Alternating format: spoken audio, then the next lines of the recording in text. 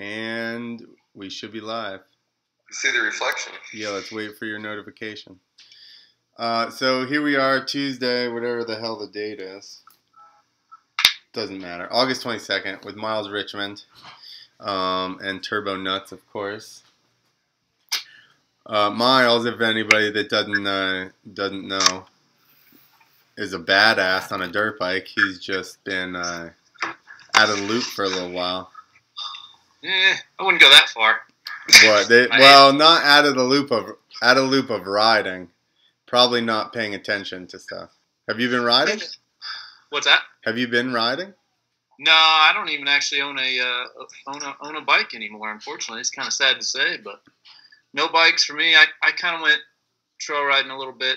I don't know. It's probably been over 2 years now, but it's been a while. Yeah. So you what happened? You hurt your knee or your ankle or something at X Games? Yeah, 2012. Crashed and broke my right ankle, but I guess I did a pretty good job of it, of breaking it. I wasn't real, concerned with it when I first did it. I just figured another bone, it should heal, So I've had a few broken bones in the past before that. So, but yeah, just kind of more or less.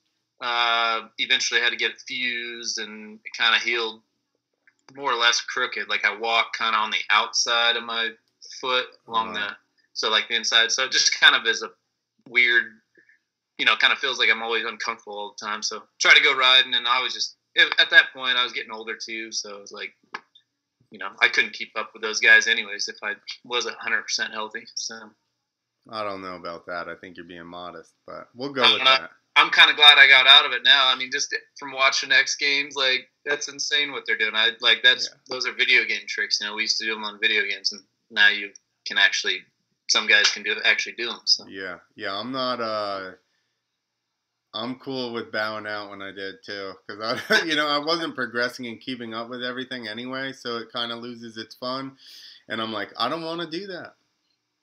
There's lots of shit I'm glad is not bouncing around inside of my head as a possible idea. Yeah, exactly. I was kind of the same way, so it worked out good, I mean, obviously would have liked to go out on my own terms, but right. Got me out of it anyways. Like you said, I was on the same page. I wasn't learning any new flip tricks or doing anything crazy, so the only thing I really had going for me was a whip, and hell, I would have got smoked nowadays anyways on that too. So. Yeah, but you would have progressed with it. Maybe a whip, but I'll give myself that only credit. But everywhere else, it would have been. This is always how Myles has been though. Like he's just like, nah, like just super chill. I don't be the cocky guy, but if I said I could whoop everyone's ass all the time, it'd probably get old because they know I'm lying. So. Yeah. Where are you from? Where are you from originally? Beaumont, Cherry Valley, California. Okay. Beaumont. I'm originally from Cherry Valley, but Beaumont is kind of main riding spot out here, all the hills. So you're still out there? What's that? You're still out there? Yeah, out in Beaumont area. So I like it out here. I mean, now with my new work, I get to travel quite a bit. So I've been looking at some other spots, trying to get out and about. And California's just kind of getting too expensive to live here, So it's gotta do something. Yeah. So what do you do now? I don't really know that. I guess I'm a entertainer, coach, driver in a weird way. So what I do is I kind of like an independent contractor. I work for a company who owns the buses called Stormtrooper Transportation. And then they basically, it's kind of like with riding, a promoter would call you up, ask you to go, do it. If you want to do an event, you were kind of self-employed, obviously. Same deal. They call me up, but I work for them full time. And so, but yeah, then I go, they'll have a gig, whether it be bands, artists, entertainers, whatever it is, they'll do their month, 2 month, sometimes 3 month long tours. And every day they have to get to a new spot, and I make sure they get there from point A to point B safely. Sweet. Who have you driven?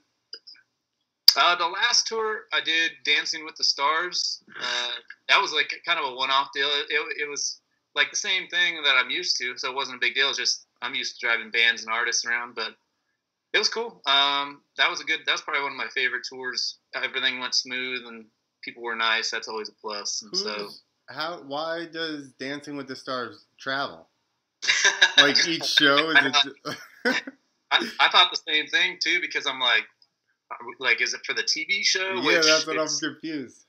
Yeah, it's just like just their show. They just do a live show at arenas and stuff like that, and venues across the U.S. just to kind of promote it. They did have the last celebrity winner on board, Rashad Jennings, and he was on board there. He's a football player. I'm not too into football, but I know who he is a little bit. I'm glad that you said that, because I was gonna have to ask anyway.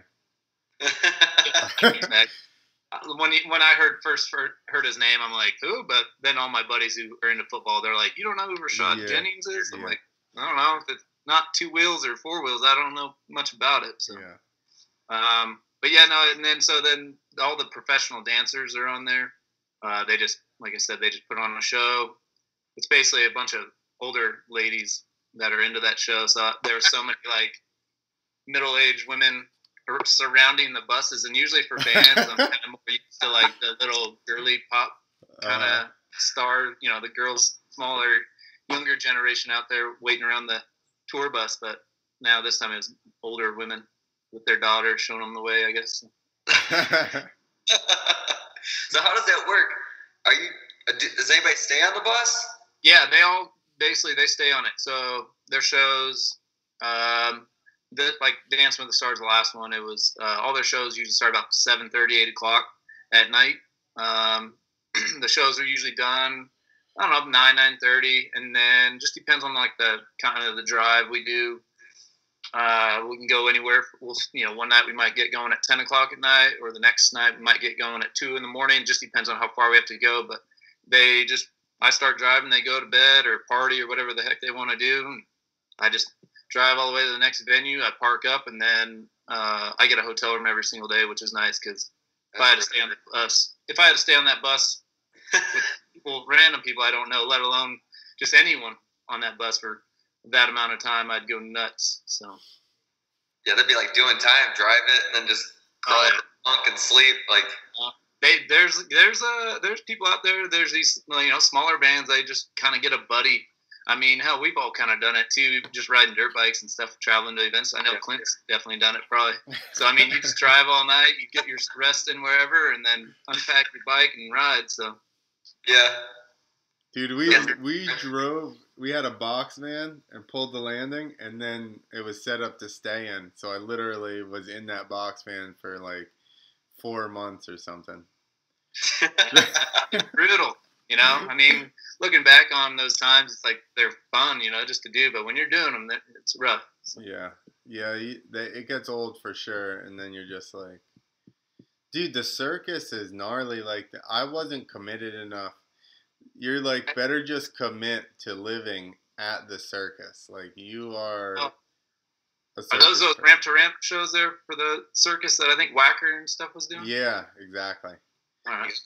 We did like a year of it or something. Whacker did. Yeah, that's something else. I just saw.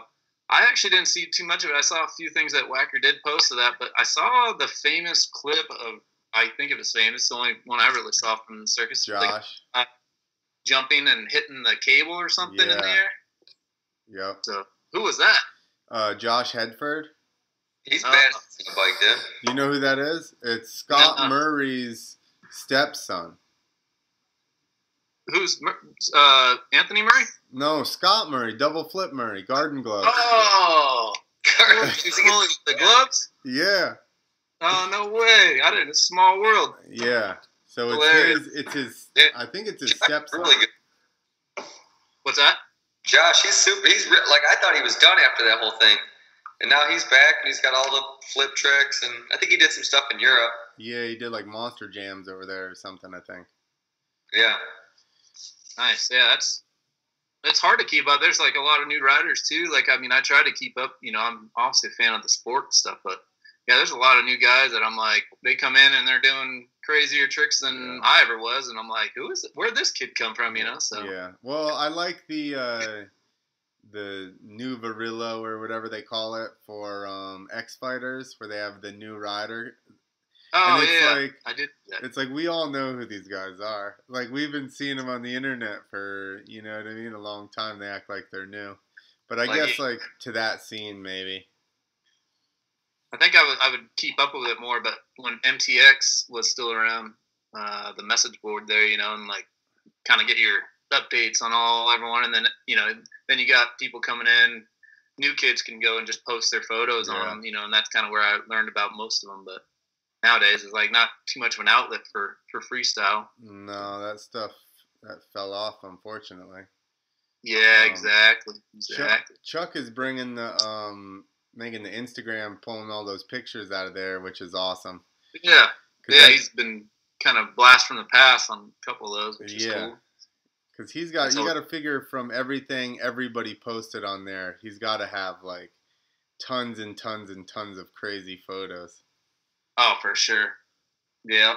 No, he's got I bet he hasn't even seen them all, you know? There's so much storage of that stuff. But. For sure. Nuts. What do you think about the front flip ramp? I don't know. I mean, whenever Jacko started doing his front flip, that was gnarly just because obviously it's off a regular ramp. But with the front flip ramp, I guess they say, you know, like I said, I'm in the sport, but I'm not in it like around a lot of the riders anymore, so I don't get the whole inside scoop. Yeah. So if I want an inside scoop on what other people think, I gotta call and bug them. But to me, it looks like, I mean, but this is just to me, it looks like obviously you can't just go into it. Like if I was still my prime, I would never try it, to tell you the truth. So there's no way. But you know, the ramp, they say the ramp, you know, does it for you, which in a weird way, I would say it kind of does, but you still got to be able to time, you know, you got to be able to time the ramp, time the jump, you know. And your rotation. Exactly. Like, you know, your body positioning, stuff like that, being able to spot your landing. Yeah, that would be a crazy. I mean, do you remember when flip levers just came out? And there was kind of like a little bit of a same type of thing there. Like, oh, you know, we're going to bolt these things up. What are we going to have, all gadgets all over our bikes? That is true. You know, and I remember Adam Jones like having an issue with people that would do heel clicker flips with their levers. And so I'm like, I could never do one. And I did one like a couple times with my heel clicker or with my levers when I first got them. And it was just hilarious because I never wanted to do it around Adam because he just would give me shit. So I was like, I got to learn how to do it without it, but it is so hard. I felt like I was just going to continue falling, you know, go over the front and end up like Metzger in 03 doing a Superman lander. So. That's what I was going to say, like same thing. He was one of the first guys to do. Yeah, that was at Disneyland California Adventure, man. That was a pretty fun event, but that was crazy. He ended up hitting hard. That was like a week before X Games, and yeah, he didn't even ride that 03 event there at the LA Coliseum, so. Oh, because of that? Oh, I remember that. Yeah. He ended up. Yeah. You were on tour with him. The only two events that I did where it was actually the week before X Games when he did the flip to flip. Yeah. And I remember asking. He was like, "I'm gonna flip a second gear jump. I'm gonna flip a second gear jump." And I remember asking him, like, going, "Do you think you can do it?" And he goes, "I know I can." Like, and that was the first time that, like, those guys' mindset really, it was clear to me, like, oh, fuck. You know, they're like, not like, maybe I'm going to do it. They're like, I'm going to fucking do it. Yeah. Nah, you needed to do that. You know, you needed to have that mindset. That's why Metzger, you know, accomplished what he did. And I didn't get anywhere near to close to anything like that, accomplishing stuff like that. But, yeah, my mindset was always like, I think I could do it, but I'm probably not going to do it because I don't want to, you know, get hurt and I don't know. So I always try to ride within my skill limit, you know. Well, it's lucky that you just have like a sick style. So congratulations on that. I was the same way, but I was really stiff. What's that? I said I was the same way, but I was just really stiff. It's funny because I remember like seeing you and Hartman back in the day, like IFMA events, and then obviously the funny part is I guess it was last week when Biden was on. I started cracking up about when you guys started talking about the Virginia Star. I didn't know that was you there. Actually, Yeah. That's the funniest part. But yeah, no, I mean, I didn't know. Like, shoot, I'm like, I thought I met you eventually at like an IFMA event or something like that. No, because I only did like 2 or like maybe 3 IFMAs, but they were all in like 2001. I don't think you were on there yet. It was like Robert Disler, Dan Pastor. I don't even think Adam was doing them yet. Who the hell else? Mike Jones, of course, Jake Wyndham, Dustin Miller, Drake McElroy, and then Derek Trevor Mine still doing it at that point too. He wasn't at the ones. I don't think he was at the ones that I was at. Yeah. Oh, yeah. Jason Thorne was there. Dang. Like, I haven't heard, like, Jason Thorne, that's funny. I haven't heard that name forever. He's still rides and stuff. I got him on Instagram. I see him posting pictures all the time. Yeah, that's one good thing. Like, back in the day, we didn't have Instagram or social media, stuff like that. Not as big as it is now, at least, and so it's like, now it's kind of nice. You can kind of keep in touch and at least see what people are still up to if you want to know that. It's kind of bad too, because then people can always keep tabs on you if you want to post whatever. It's just, you got to weigh the benefits and the cons of that one. So. I do that all the time. I'm like, I'm just not gonna post. Yeah, people don't. There's need to something know. like on the fence about posting. I'll just wait till tomorrow, and then I'll be that's all right. I don't want to post it. Yeah, like when you type out a long post, and then you're like, just delete. Yep. Hey Nick, where have I ever met you then throughout riding? I don't think so. All right, I was just kind of curious. So I never get to that level. Like, I met Clint when he was putting on the amateur contests, and then like this before I didn't know about MTX. I'm like 5 years behind everybody. It seems like.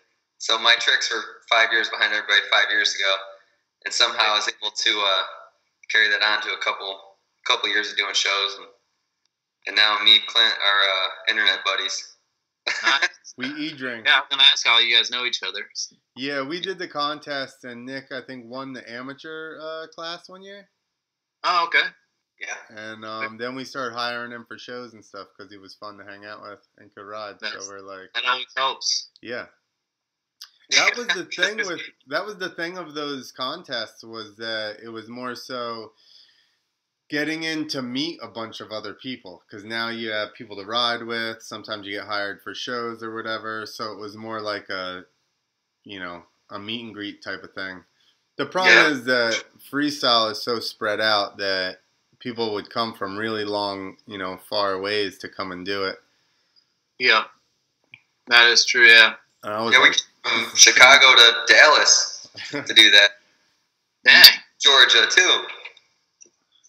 Yeah, I used to. Well, when I did events, like I didn't ever really have to drive too far. I mean, I drove far while someone was driving me, I should say, whenever I did like Red Bull events, but I never had to like hop in a pickup too much, and stuff like that. But we were always in like an RV, stuff like that. Now I'm like, it's funny, I make fun of. I've met up with one of my good friends. We call him J-Rod, but Jared, his name. He worked for Tommy Clowers and Jeff Tilton, doing the TNT ramp to ramp shows, and he's always cool. But I was talking to him, and he's asked me how I'm doing how work and stuff like that, and I'm like, yeah, it's all right, Just now I went from being the rock star to having to haul the rock stars around, So, but it's funny because now we just joke. I'm like, dude, I'm so sorry for ever like giving you a hard time back in the day when you were driving, because now it's like coming all back on me, So I'm getting back karma. Does anybody fuck with you while you drive? I've had a couple bands that will come out. I mean, they're cool. Like, we all get along good, but they know they can come up and mess with me and stuff like that. But I'm like, hey, if you guys get too gnarly, I got to pull it over, because I'm definitely not going to be, running this thing off into a ditch or something, But they don't really even mess with me. They just like sit up front and we just BS about whatever. I mean, half the time they're pretty wasted at that point. So it's just, the worst is whenever you're like sitting there and you're like obviously the sober one, and then you got 3 almost passed out dudes that are just mumbling about who knows what, you know. So it's like, what are the rules like? Can they sit in the front seat with you and like drink, or they got to be like in the back, or? To tell you the truth, like the bus I'm driving now, it's like as soon as you walk in, it's literally a living area right there. So there's no like, you know, line. I mean, if we're driving out in the middle of nowhere, as long as they don't, you know, try to take over and drive, you know, while I'm sitting there and trying to do my job. But I just tell them, you know, just do whatever. Like, you know, they're fine. A lot of them are, you know, they're harmless, so it's all good. But yeah, I don't know what that ruling is actually, so I just hope to never really find out. I'm sure it's state to state. See a cop or something, hide their drink. So. Yeah, I'm sure it's state to state. Yeah, that's the thing is there's a lot of rules too. You can get away with no problem, you know, in going through Arizona, and then if you hit New Mexico, then it's a totally different thing or something. You know, it's like there's so many different state laws out there. I have no clue what some of them are. Do you have to have a CDL to do that? Yeah, I have for technically what I do, as long as you're not pulling a trailer with the bus, you're only really allowed, you only need a Class B, but I have a Class A, so I can pretty much drive anything. I have all my endorsements and stuff like that, so if I really came across a job that had to drive hazmat or whatever, then, you know, hell, some of the people on the bus, they don't take showers the whole month, so that's kind of like a hazmat right there, you know. Yeah. You can't transport them across lines. There was one guy who's a production manager. I mean, that was earlier this year too, and he was just like, "I'm not taking a shower the entire tour." And we had a month and a half to go, and I'm like, "Yeah, it's cool." Like, you know, I never really see him too much, sort of thing. Like, they'd always be sleeping when I'd show up or whatever, or go to leave. So it's funny because I'm like, "Yeah, I won't have to deal with him." And like towards the end of the tour, he started hanging out, partying all night long. So I'm like, and he'd come up and sit next to me. I'm like, dude, you have got to move away from me. Like, this is annoying the crap out of me right now. But why? You know, on a bus with somebody, how can that's fucking? That's just messed up. Was he banging chicks? No, heck no. Nothing. No one wants to talk to you at that point. I know. Well, you never know. If you're a rock star, maybe you can still swing it. He's just a production manager, so, you know, I'm sure the lead singers of those bands, they can maybe get away with not taking showers, but I don't know. God bless that girl's heart, whoever that is. They want to mess with It's crazy. Fuck, why would you do that?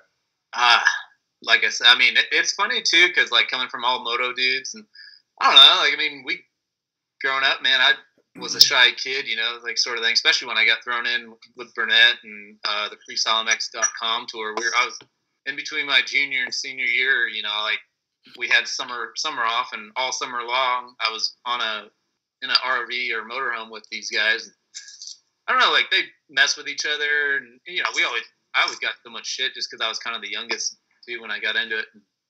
But then I get to, you know, bands and artists, and I'm like, man, they're just like kind of a total different breed of people. Like, you kind of have to be that way, in my opinion, because they're, I don't know, I guess artsy and stuff. I can't play any sort of instrument or sing for, you know, save my life, but coming from moto dudes, like, we'll just, you know, mess with each other, and none of us really are sensitive about it, you know, sort of thing.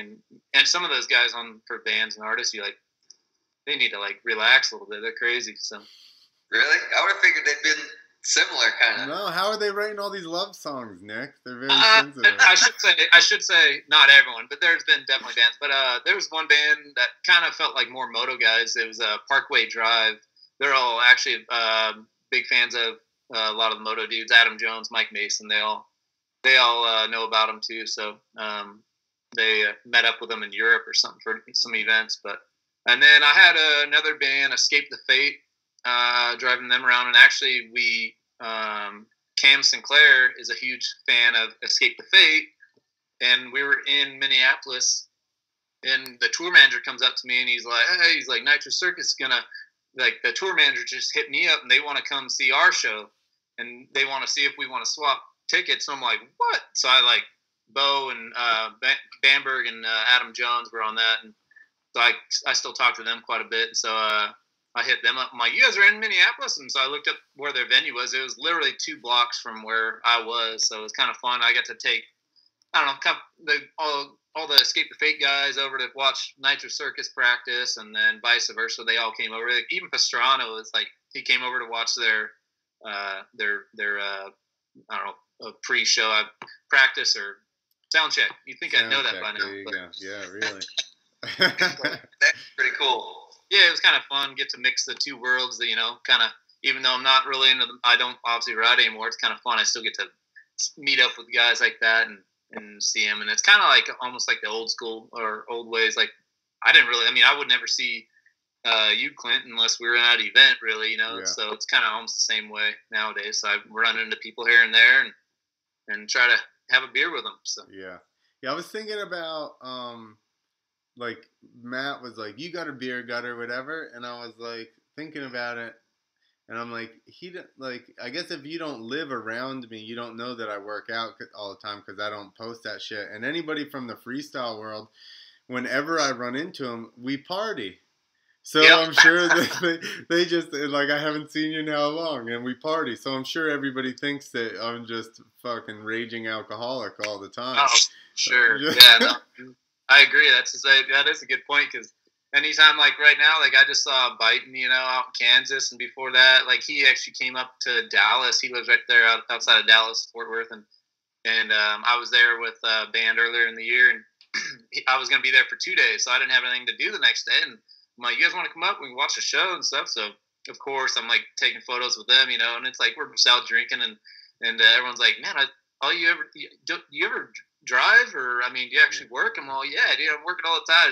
It's boring photos. I'm not going to post that, you know. So I'm like only going to post the best, 6 seconds of my day. I'm not going to go show you the shit I go through during the day. No one will think it's cool. Like that all the time. What's that? It's not like that all the time. It's not just. Yeah, it's not too bad. Ain't no riding dirt bikes, but it's not a bad gig. So. No, that's awesome. Yeah. So what do you? Go ahead. How do you drive through the night when you start at 2? Do you just like nap all day or something, or? Yeah, I mean, my schedule is completely flipped around when I'm at work. You know, I mean, in the beginning when I first started doing it, I'm like, we gotta leave at 11 o'clock at night, and we won't get there till 9 in the morning, or whatever. And it's like you just.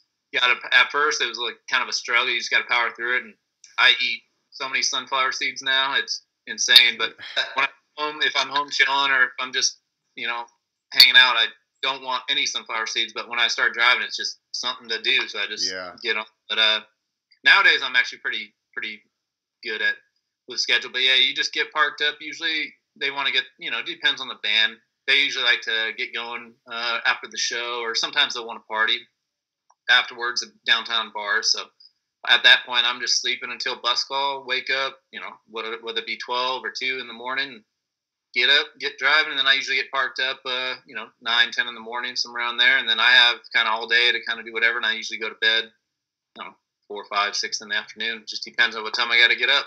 So. Do you have like a bicycle or anything with you, or? No, I bought a Honda Grom. Not too long ago. I was going to try to throw it on the bus, because when you get to the cities, I use Uber, and the bands pay for my transportation to and from wherever I really feel like going. But I'm like, man, I should get like a Grom, just cruise around and check out the cities. But there's so much stuff packed into those buses. You can make it work. You could probably, I don't know, you could put it on the back end of the bus, like on a tailgate thing. Right. But I wouldn't want to do that. I'd be driving down. You would never see that thing fall off, and that thing would be gone. So it's just, I'm like, it'd be nice to have it, in the bay somewhere. But there's so much crap packed into those things. It's man on the front, like the buses. What's that? Man on the front, like the public transport buses. Yeah, there you go. When it falls off, I'll just run it over, and that was but at least you know where it went. I was gonna say, at least I'll know where to find it. But, we lost a mile marker 120. Yep, exactly. That, or if you hit a deer, that thing's gonna be smashed too. So whatever, you gotta take your chances, Myles. Live a little. Hey, I agree. I'm learning, slowly learning. I think that motorcycle is the way to see cities anyway. Yeah, I agree. I'd get too tired by the pedaling all around the city. Well, yeah. I mean, but either way, you got to be out. Yeah, it's the perfect mixture, right? Because you're outside, you can hear everything, smell everything, but you don't have to fucking pedal. Yeah, exactly. There are actually a couple drivers that I know that they sometimes you will have to haul a trailer for all the band's gear, and you can kind of, if they don't have too much stuff, they'll let you throw something, if you got a motorcycle or something. And I've seen guys do that, and they'll take off and go cruising around, or or just even go to the hotel, whatever, and you can go on your own schedule, don't have to wait for an Uber or a ride or anything like that. So do you have other like tours big enough where you have other drivers that that drive with you, so then at least you got somebody to hang out with? Yeah, I do. There's like the last tour I was on. There's two really cool dudes there. It's funny too because I'm not the youngest guy out there, but a lot of the drivers are like older. Like they're like 50, 55, been doing it for 40 plus years, and then here it comes me and that sort of thing. But it's like I don't know. I don't really hang out with a lot of them because I don't know. It's just not who I would hang out with, I guess. I mean, they're nice guys, and how's it going? But I'm not going to sit around and have a conversation. But the last few couple tours, it's actually been pretty good. Where same guys who work for the same company I do, they're all in the same stuff I am. And there's another guy. The next tour I'm doing is with another buddy of mine, Mark. We get along good, so it's always he's all into motorcycles and stuff like that. So we have things in common, So half the old farts, anyways, all they do is bitch and moan about how they don't want to be out there and doing it too long anyway, so I don't want to sit around and talk about that anyway. So yeah. Are they like old trucker dudes or just? Yeah, some of them like probably came from trucking and got into it, and then a couple other guys just. Seems like that's all they've been doing. I mean, it's crazy. I mean, it's a fun gig. I don't mind doing it right now, but I wouldn't want to do it forever. Some of those guys, it's pretty brutal because you're gone. Like, luckily for motorcycles, I traveled a lot. If I would have never traveled, if I'd never had that before I got into this, I would probably be shell shocked because it's just a lot of like I'm gone a lot. So it's like, so a lot of them have families and stuff like that, and I'm like, dude, I don't know how you can, maybe not your significant other, but if you had kids or something, I would want to always see them. So, yeah. Do you have a girlfriend? No. No, I don't actually. No. It's funny. I just work too much. It's just I'm gone a lot, So it's like when I'm not home, if I'm home for a couple days, and I'm out working. So that's about it. There's a chick on the YouTube chat watching live that disagrees with you. Uh-oh.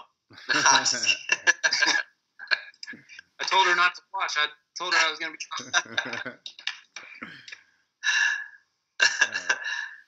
No, but, yeah, so... Wait, what are you doing now? Huh? What are you doing now? I'm working at a motorcycle shop. Oh, nice.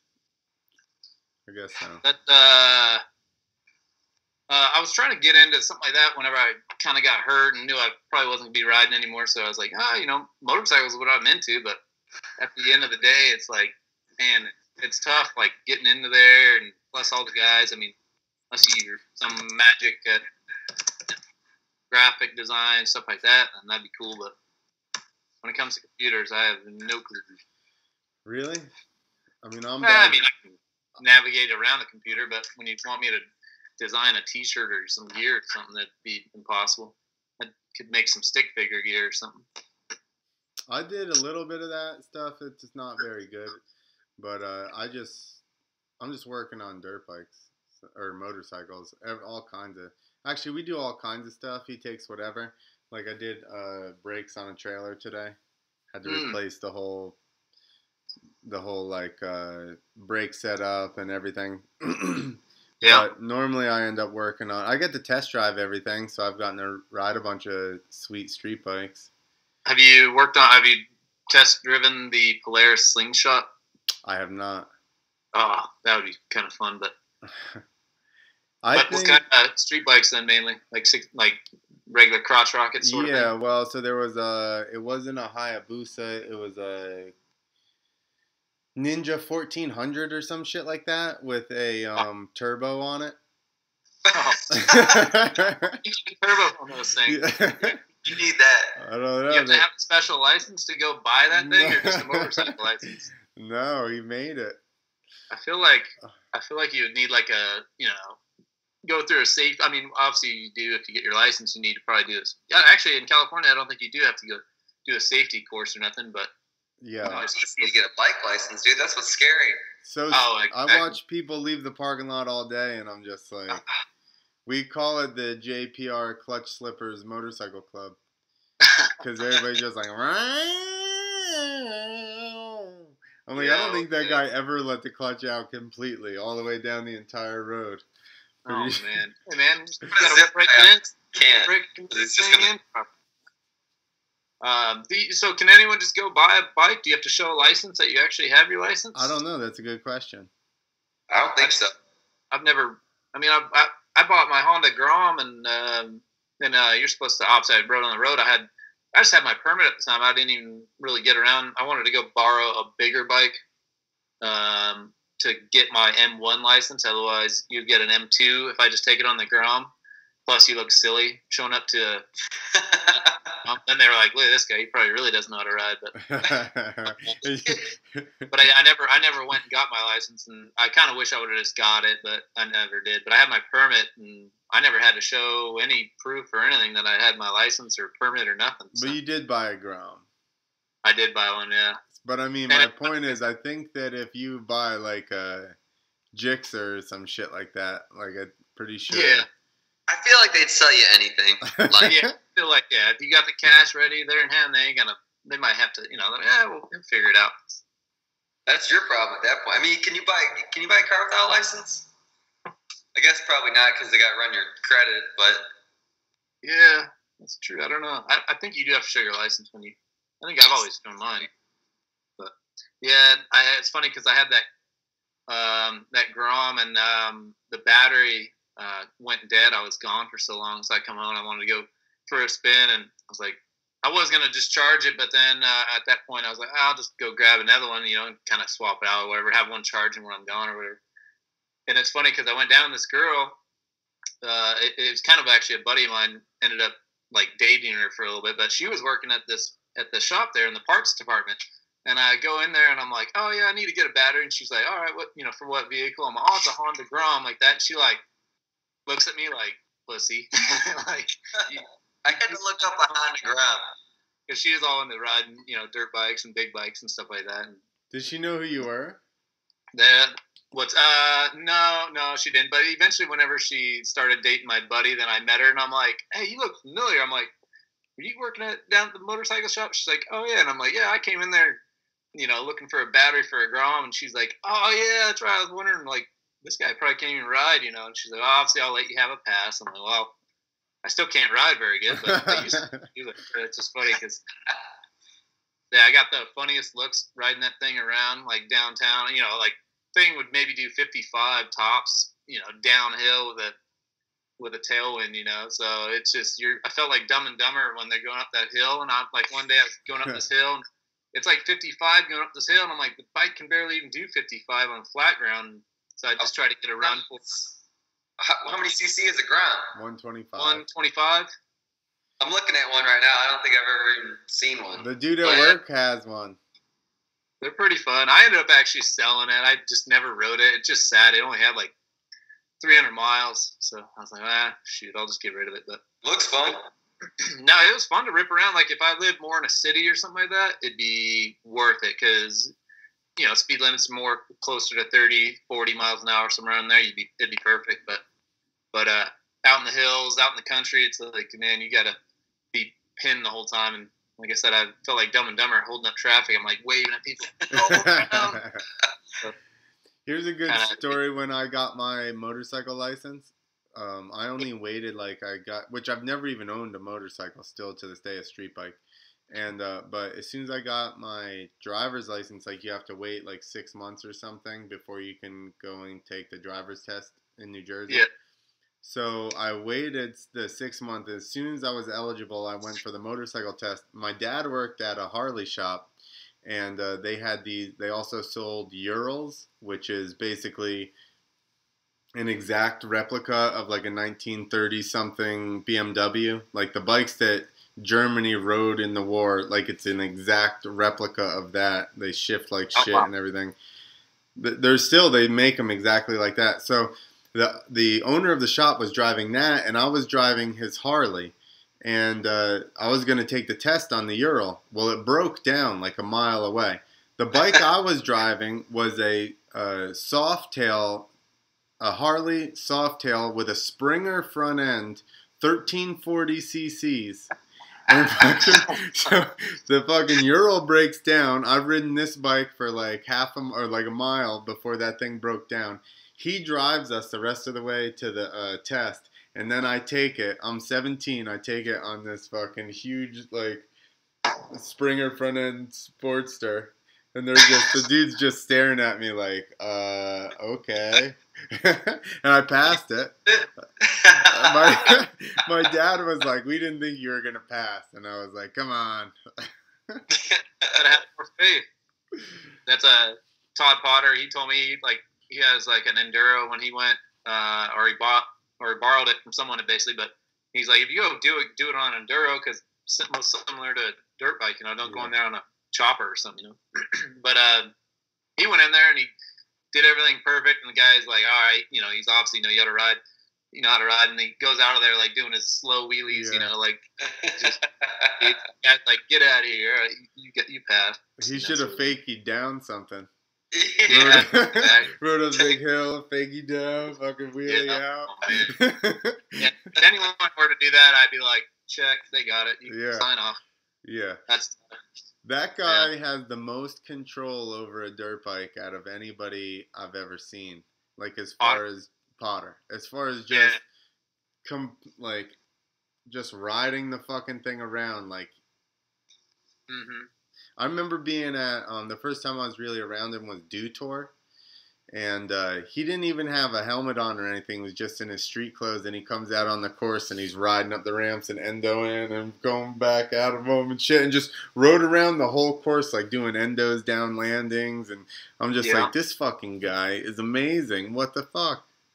Yeah, no, he was always good. I met him, I think it was, it had to have been, I think it was this Bring It Hard event. I think it's called Bring It Hard, back at San Bernardino, Orange.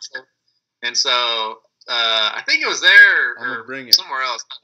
But me and him kind of like hit it off right away. Like we became like good friends. But he we're both whipping, just going around the course, just whipping. It was just practice, and then we ended up like getting close to each other and trying to whip it, stuff like that. But ever since then, like Potter's always been one of the top, more technical riders. He can pretty much do every form of riding if he really wanted to. Yeah. Well, and he's a BMX kid. Let's just call it what it is. Any of these dudes that come from fucking bicycles are like. I do take that back. I do remember the first time I met Potter. He was at the X Games qualifier or something like that, and we got word like, and he's probably gonna kill me for telling the story, but. It was funny because it was on a step-up lip, and there was word someone's going to try a 360, off this step-up lip, and he just goes out there and like kind of just rides off the side. I think people more or less like made it sound better than what he was really going to try. I don't think he necessarily wanted to try a 360 or something, but that's where I first met him. Actually, it was pretty Potter was going to do a 360. Potter, that's what was out? Yeah. And he just kind of like rode off to this. He got up in there and like fell over, and I mean it was just like, what? This is it? Like, where's the guy who's gonna try this 360 at? Sort of thing. But yeah, he probably hates that story because how it got set up. I don't even think he wanted to try it. Like someone just was like, "Hey, go try it," and then people were like, "Oh, someone's gonna try a 360," and he got blown way out of proportion. Someone else came up with it because he didn't come from racing, did he? No, I don't think so. I mean, probably local, but about the same. Yeah, I never raced professionally or nothing like that. So you mentioned growing up in Beaumont, and now thinking about it back in the day, because I was like, so you had to have been around Parsons, And then I was thinking about it, and I was like, oh yeah, you were on Skin with him. You do have a very similar style. Is that? Yeah. He. So like when I first got into freestyle, like Chuck Carruthers, Doug Parsons. I mean, they were kind of the two guys that I rode with the most out in the spot over in Banning, California, and at this family called their last name was Nesher. They were awesome. They had this. I don't know if you ever seen. You've obviously seen it. No Fear Chapter 1, where Of course, that's like my Chuck favorite. crashed a million times. Yeah. Those jumps is where I eventually started practicing with them, and they had a ramp and stuff like out there. But yeah, with me and Parsons, it was funny because I just started practicing out there, and I remember doing my first event for Mark Burnett, 2002, I think, of May at the Paris Auto Speedway. And it was funny because practice comes around, and I'm like all nervous because there's all these guys, Kenny Bartram, Jeremy Carter. I mean, I think Ox was there, actually. He was just getting into it, too. And, I mean, a bunch of these top riders, Nate Adams was there, obviously Parsons. And so it's funny because I'm, like, all nervous and go out and started – at least didn't crash my first jump, made it through all good, and then, like, started getting comfortable and started doing my tricks. And this photographer, Nick Ciotti, you remember I can't remember what magazine he shot for, but it was a long time ago. But he was, like, yelling at me. Like, hey, and I'm like, he kept calling me Doug, and I'm like, obviously he's talking to Parsons or someone else, because Parsons was like right near me too, and I like kept riding, and he's like, he comes over and he's like, why aren't you listening, Doug, like that? And he kind of looks at me a little bit closer. He couldn't see my face, and he's like, oh, you're not Doug. And I'm all, no. I was like, sorry. I'm like, hey, what's up? I'm Myles. Like, nice to meet you. But it was just funny because everyone thought obviously like I took after Parsons' style and stuff like that, which he had good style, so I'm not, Yeah. if you got to take someone, might as well. Yeah, that's I talked about this before, but Brody Wilson and that kid Sean Beats, I seen him ride once, and I was just like, S Beats is his S Beats like 134 or something. But I seen some pictures of him, and I was just like, who's this guy? And then I saw his style, and I was like, he obviously rides with Brody. Which is an awesome person to learn from, Parsons is not a bad guy. I would like to, I rode by myself, I think, too much, damn it. Yeah, you're like, I don't know, you never know, but it looks cool, so it helps when people can tell you it looks like crap or it looks cool, I guess.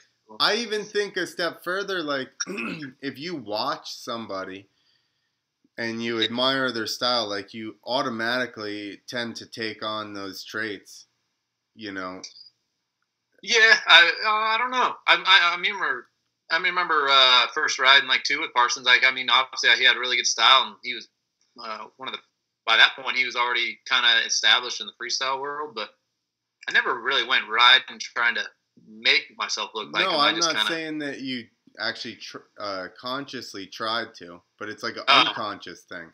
Like there's even tricks. Think about it. There's a bunch of tricks. Like you could. I don't know about now. They're kind of like the line's getting blurred. But 5 years ago, I could have told you where a guy was from by certain tricks.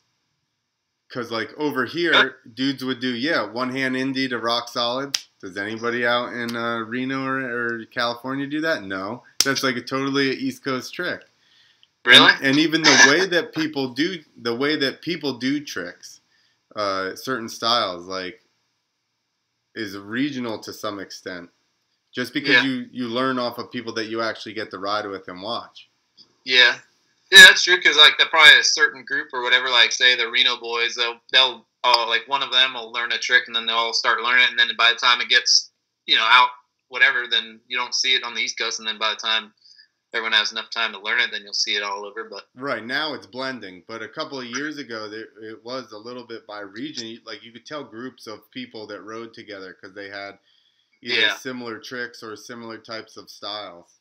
Yeah, that's true. Like always kind of watching like Dustin Miller, him and Mason and Brian Foster, like they all kind of did similar tricks too, like a lot of seat grab, super cams and stuff like that. And all their cliffhangers are super similar. Which actually, looking through pictures for you had some fucking amazing cliffhangers too. You're like super vertical.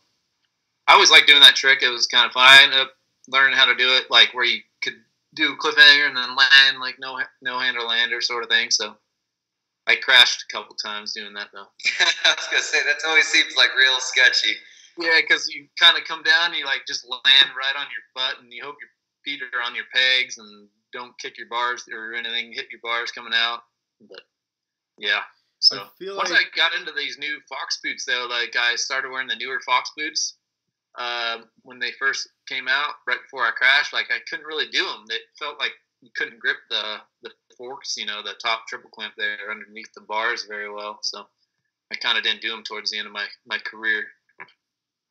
Well, that's upsetting. But I know. I should have went back. Adam Jones, actually, I don't even think he still runs the new boots at Fox. He runs I don't know what version they are, but he runs the older style. You can't say this on the internet. There's at least 30 people going to hear this, and now they're not going to buy the new Fox boots.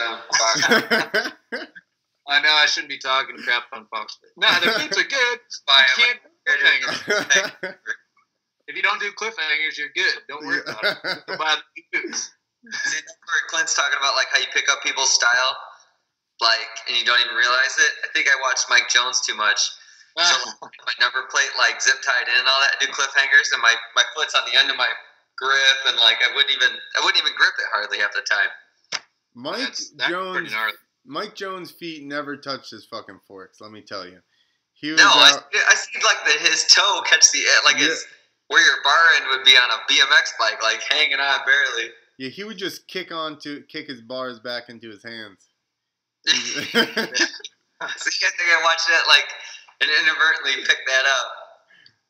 Dude, flying Hawaiian, he used to just I swear he used to just throw his bars, catch him with his toes underneath there, and then smack his feet back to bring him back when he did it. Like he threw just to throw it in full commitment to it, That's how I learned to do them initially. Because that's how everybody did them. And then I remember, same thing, kicking the shit out of my bars, and they swapped on me. And then I stopped doing them for a long time. And then actually, coincidence, I saw a slow motion video of Dustin Miller jumping up, locking his feet in, and standing up like textbook. And that was it. I was like, it clicked in my head. I was like, okay, I got it. And then I started doing cliffhangers again. Yeah, you would think about that instead of just throwing your bars to your feet. You actually want some sort of confidence that you're going to stay put. You throw them and you start looking back and throwing your arms before you even feel the bars. Oh yeah, that was one of the ones I'd say. Are you doing stand up? Yeah. How was that? It's fun.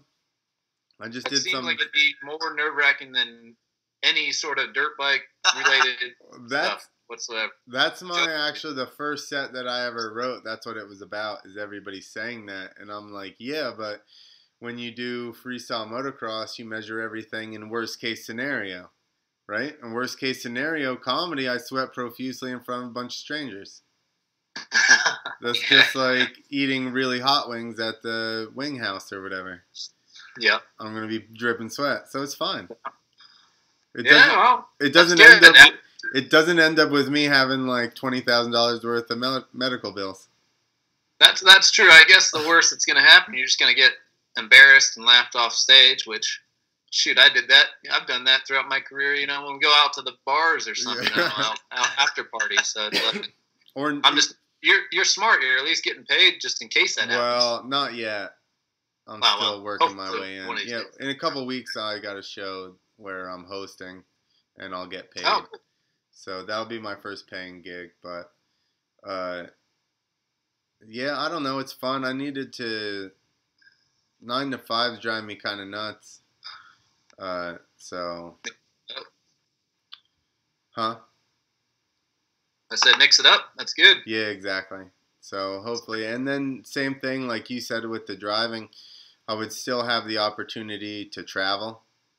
Yeah. Hopefully I can set up enough stuff close enough to me where I can do that. But then obviously every once in a while it'd be nice to travel, and get to see some other stuff or whatever. Yeah, exactly. It is traveling. I recommend it for everyone. At least get out and try it a couple times. Yeah, for sure. You know, that's the thing, and even everybody's like, I want to go to Europe. I want to go here and there, and I agree with that. But I tell you what, I guarantee you, in your state, there's probably something fucking amazing that you have never seen. Yeah, I agree. That was the best part about like riding. Like I was just good enough to like convince somebody they should pay me to leave town, and I could get out just for the weekend. And it's like you get to do something, hang out, and don't crash, and you'll be all right. And it was awesome getting to travel, even just the Midwest. There's something to see everywhere. Yep, I agree. But you know what's even sicker is that you know how like if you do a freestyle event, you gotta haul around all this fucking equipment and motorcycles, and you gotta show up there and practice and blah blah blah. I show up like fucking like 2 hours before the fucking show or an hour and talk to everybody and see what's going on, and fucking all I need to prepare is my words. Yeah, my words is. I'm very good with my words more than a lot of the time, so that's kind of scary for me. See, that's why I was like, comedy makes sense, because I even went away from, I was writing articles and stuff, but then I always need somebody to proofread them because I'm a fucking retard when it comes to punctuation and spelling and stuff like that. And I'm like, but I was in remedial classes, so they tested me, and they're like, in 8th grade, they said I had a college vocabulary. I couldn't spell a fucking any of it, but if I hear a word, I understand it. So as long as I don't have to spell, I can use big words. So in my comedy, I can say all kinds of stuff, and it's awesome. Yeah, that's true. That's good. Yeah. But with comedy, too, because you got average people like myself going to watch it, so you got to make sure they're not too big of words. Otherwise, I won't even know what the hell you're talking about. What did I use? Self-deprecating. Yeah, I've heard that one before, but I'm pretty sure That just sounds dirty. Not self-masturbating. Yeah. That seems redundant, right? I was going to say, that seems like redundant. Redundant? We all just used a gigantic word. Bathroom on that one. Redemption. Yeah, I don't know. It's fun. I think it plays into all this stuff being a personality, I suppose it would be called. Yeah. Yeah, that'd be tough. Like I said, I'd be scared to do it, but that's cool that you're getting into it. Yeah. The thing is, Huh? No, I said that it just seems tough. Yeah. Yeah, I mean, I don't know about being any type of successful at it or whatever, but whatever, it's fun. And I think that here's my whole spin on it is like, and you too, the life we've lived, I'm sure you've had conversations with people, and they're like, yeah, right. Yeah. You know, like, you're, whatever. So I've realized that just what I've done is kind of to whatever quote unquote normal person is like, that's crazy. But that was just the life that I lived. So it's kind of easy to impress people or like shock them a little bit. Yeah.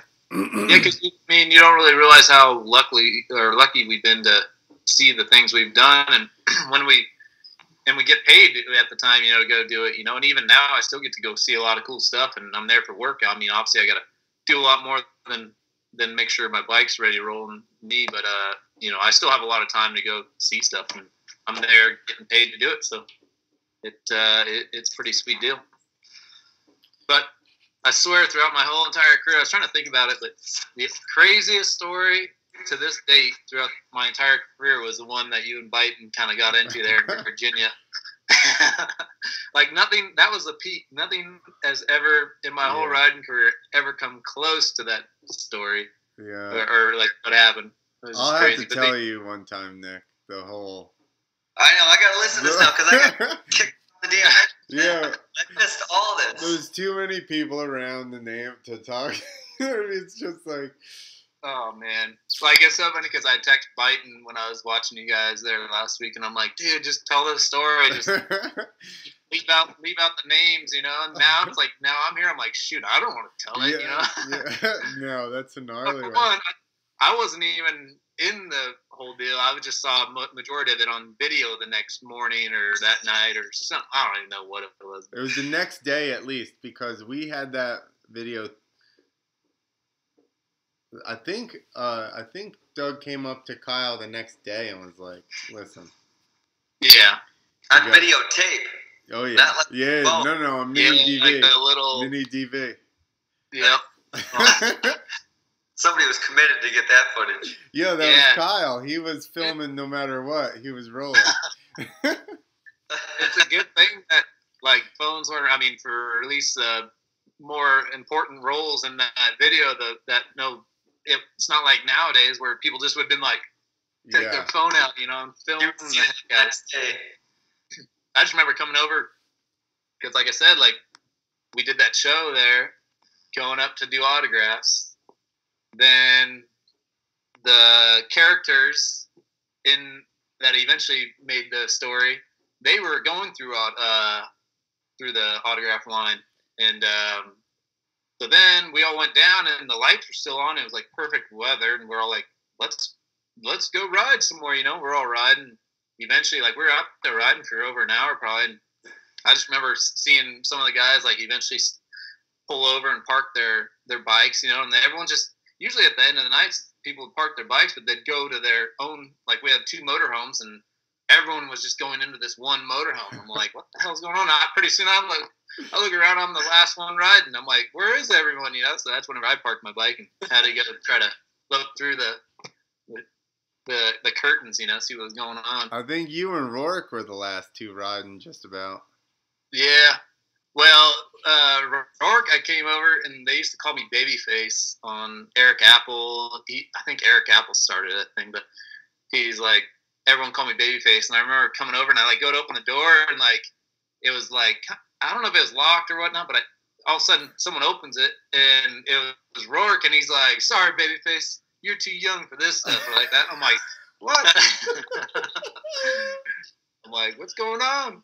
But, oh, man, that was something else. There were so many, like, funny stories, like, on Burnett's tour with those guys, like Rourke.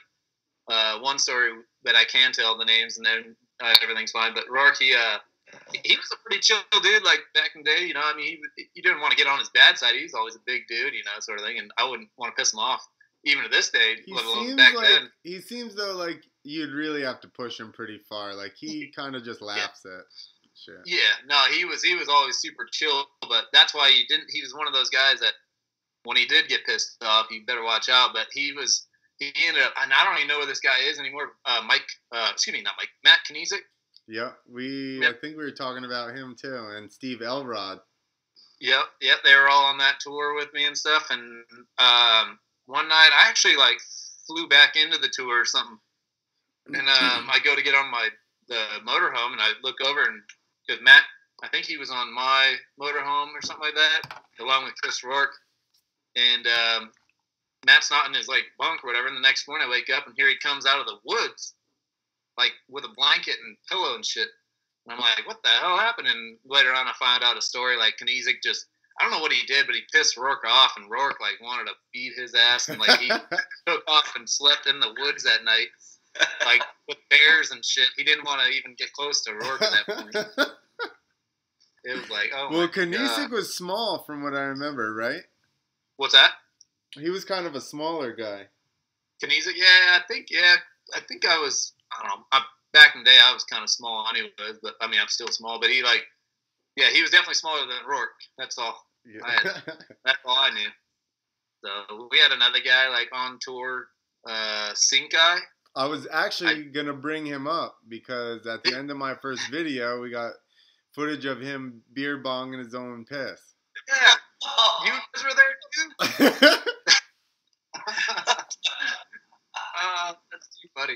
Yeah, because I think almost Rushton or something. I thought Rushton filmed it, but I guess there's two different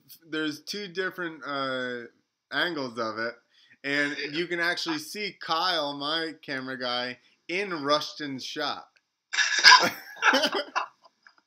Because I watched, what is that on, All American Free Ride or something? Is it? It's at the end or something, huh? Yeah, and it's at the end of my first video. The guy on YouTube right now just brought up All American Freeride earlier.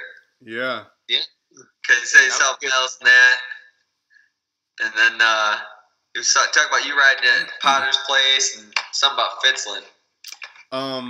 An All-American Freeride, one of my favorite parts that I still remember, I need to rewatch the thing, but just when Parsons is walking down the street and he finds some car and it has a sticker that's supposed to say Extreme on the back, but it's missing a letter, and he just goes, Extreme. Yeah. We ride dirt bikes for a living. Yeah. Well, he did it on purpose. I feel like he... obviously just trying to make it goof out.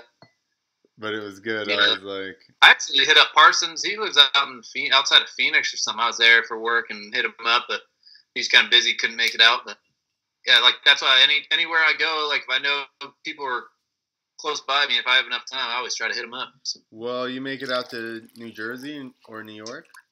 Yeah, I'm always New York, especially. I'm always there. I'm like New 45 Jersey. minutes outside of New York. Oh, all right. What part of New Jersey? Like northern New Jersey. I'm a half an hour from the Pennsylvania border off of Route 80.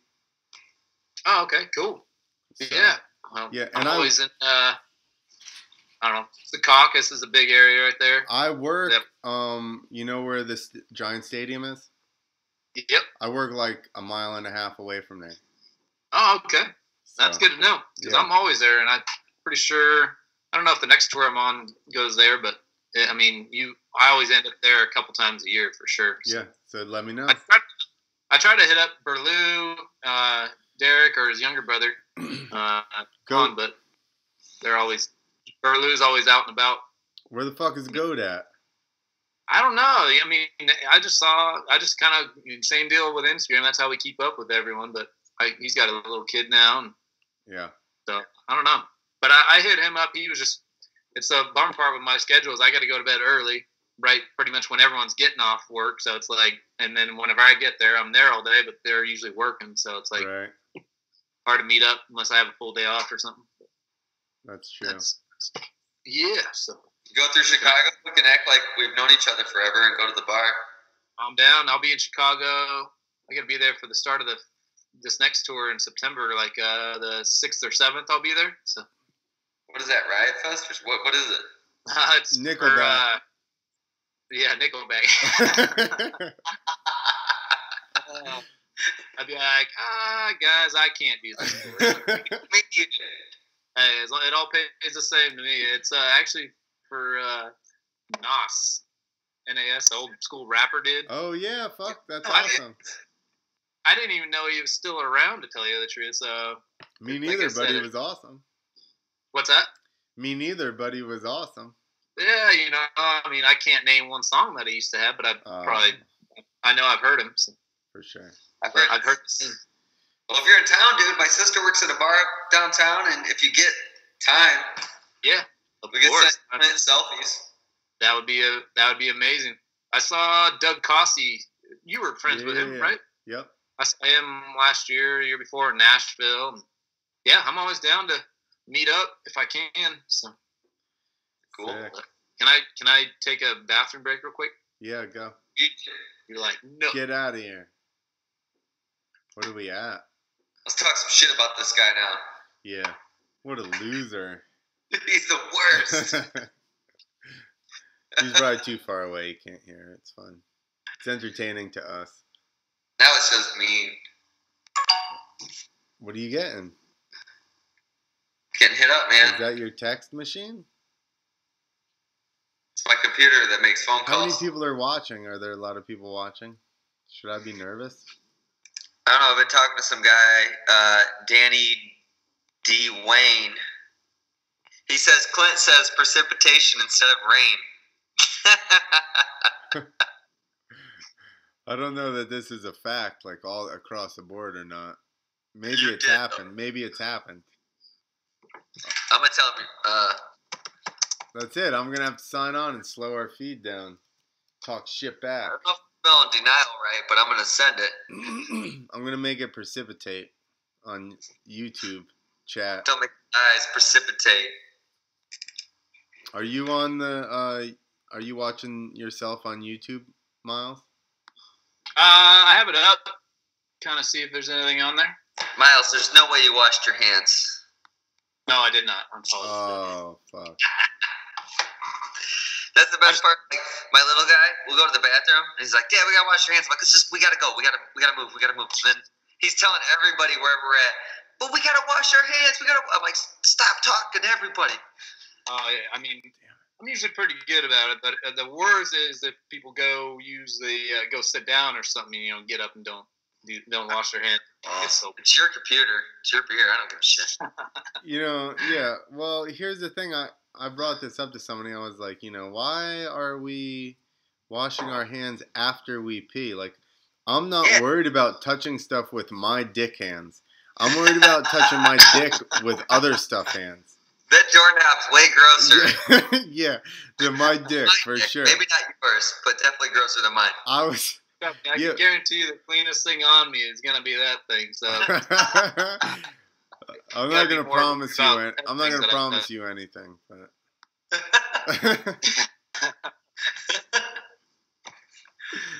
damn it! Good stuff. I got on YouTube and then I signed off, and then I realized I just wanted to talk shit. What? I said I signed on to YouTube, and then I signed off, and then I realized that I wanted to talk shit on Messenger, on chat there, and then I did. Yeah, you dumb. I've just been.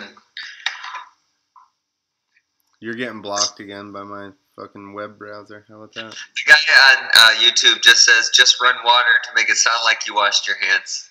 I love this. I love whoever this is. I need to figure it out. That sounds like more work, but I like it. Yeah, I guess I got to run water. I might as well take 2 seconds and put some soap on my. When I take my son to the bathroom, I'm like, "Just put your hands under the water." Then he doesn't go screaming to everybody that we didn't wash our hands. Like, you didn't touch nothing. It's good to teach him young, I guess. He just pees outside all around the house all the time. So I'm like, that's what we do. That's funny too, because I'll be when I'm home, I try to go hang out with my nephews, and they're hilarious. They're getting a bit older now. They're like 6 and 3, almost 6 and 4. But the youngest one, for a while there, he just would take his clothes off, and just run around. And I'm like, if I did that, that would be frowned upon, sort of thing. But I guess it's all right when they're that age. So. It's awesome. Like, they just do. They're like, they can talk enough so that you know what they're thinking, but they're crazy because they don't know what's normal. Yeah, exactly. And it's funny. My oldest nephew too. He kind of saw me ride towards the end there, but he was, I guess he was born in 2011. So then I kind of stopped riding mid 2012. But he's funny because he'll watch motorcycle videos now.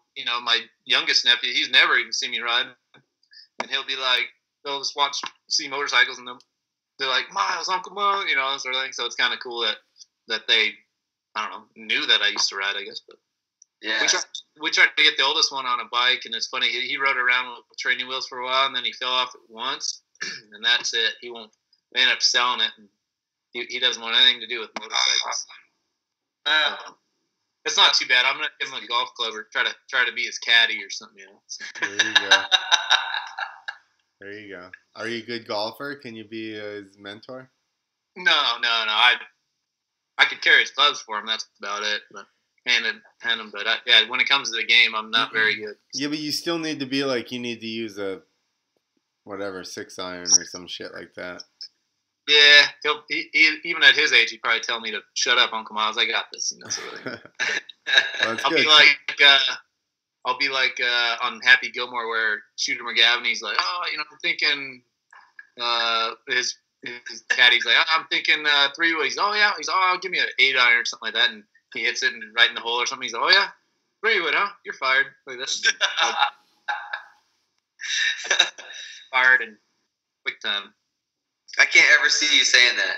I've only talked to you this long. I can't see you being that cruel to some hobo caddy. Well, not me. I'm talking about my nephew doing that to me. You said his nephew was going to clip him. Yeah. All right, I'm going to the bathroom. Yeah. It's a tough game, golf. I try to play it. A lot of my good friends, we go play every now and then, but the reason why they get paid what they do, the professionals, I should say. I can't focus that long. Yeah, it kind of more or less turns into like shit show, like because we do, sit there drink beer. Like my buddy had his birthday, like we all met up at this golf course at 7 a.m. We had like an 8 o'clock tee off time. There's like, I don't know, 7 different groups of us. Like there was close to 25 people of us, and we all get there. And of course, 7 in the morning, we're like, do a cheers, and by the halfway through, I'm surprised they let us continue on to the last 9. Like one of our other friends were getting ran over and by the golf cart and everything. It's like, I'm like, they shouldn't even rent carts out to people like us half the time, because that's all they want to do is they don't give a shit about golf. They just want to go dive bomb the golf carts all over the place. I've golfed like 4 times, and it's been just the same thing every time, just a mess.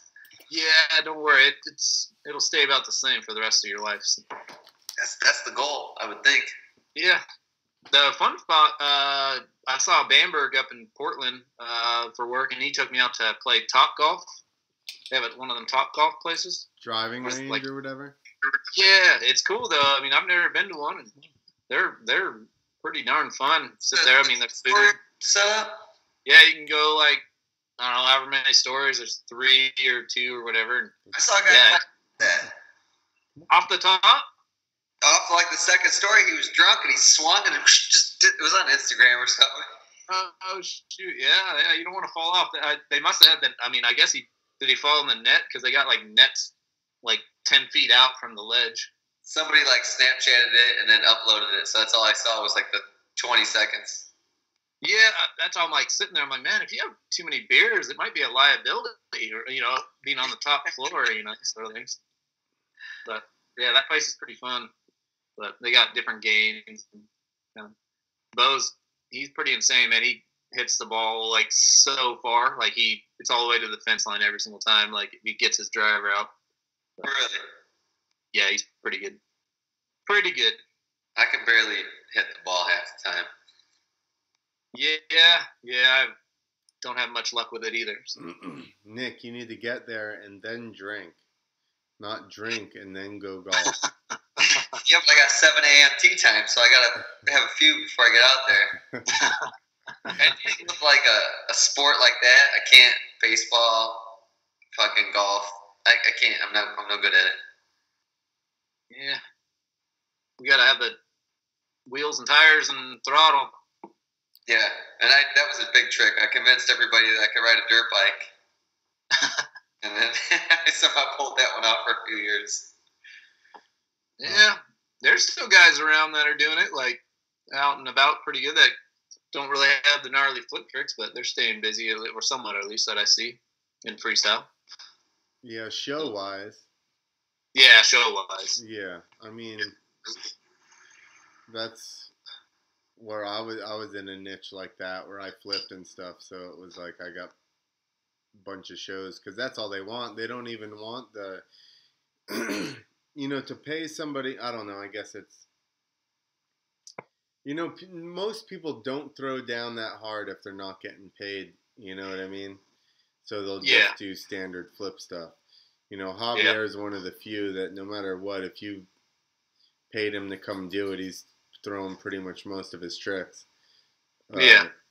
Most of the time people won't do that. So I think that there's like a area where me just doing straight flips, one-handed flips, or whatever, could fill. So I was busy enough doing that stuff. I've actually been yelled at, like monster truck shows and circuses. They yelled at me for doing too many flips.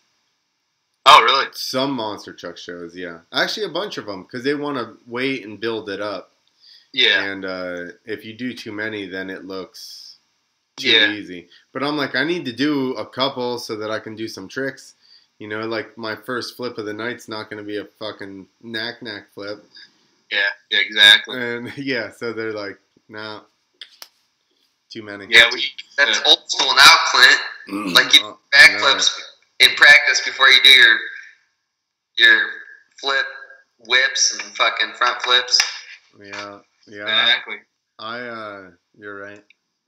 I'm a pussy. We used to do all that. Fuck you, Clint.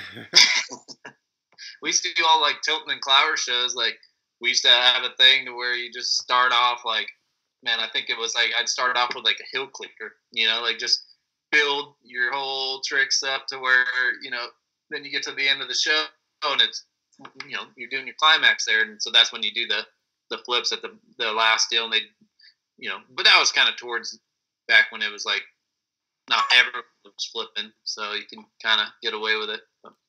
That's exactly what I was doing like 3 years ago. You need to save everything for the climax. Win. You can't climax too early, Myles. Yeah, that's true. That is true. People hate when you do that. Especially girls.